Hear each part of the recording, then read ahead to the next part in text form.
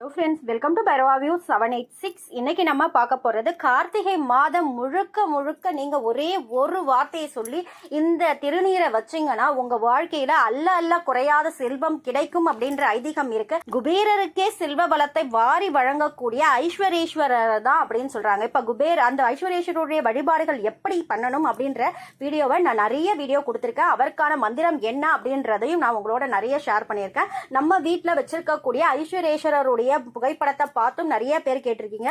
இந்த ஐஸ்வரேஸ்வரர் யாரு அப்படின்னு கேட்டதுக்கு நிறைய வீடியோஸ் கொடுத்திருக்கேன். ஸ்வர்ணாகர்ஷ்ண பைரவரை நம்ம வீட்டில் வச்சு வழிபாடு பண்றதை பார்த்துட்டு அதுக்கும் கேட்டிருந்தீங்க. அதனால நிறைய வீடியோ ஐஸ்வரேஸ்வரரும் ஸ்வர்ணாகர்ஷ்ண பைரவருடைய வழிபாடுகளையும் எப்படி பண்ணணும் அப்படின்ற எல்லா விஷயங்களும் உங்களோட ஷேர் பண்ணியிருக்கேன். இந்த ஐஸ்வரேஸ்வரரை நம்ம வழிபடுறது அப்படின்றது சிறந்த பலனை நமக்கு கொடுக்கும். நம்ம வாழ்க்கையில் இருக்கக்கூடிய வறுமைகள் அனைத்தும் நீங்கி வாழ்க்கையில வெளிச்சத்தை கொடுக்கக்கூடிய மாதமாக இந்த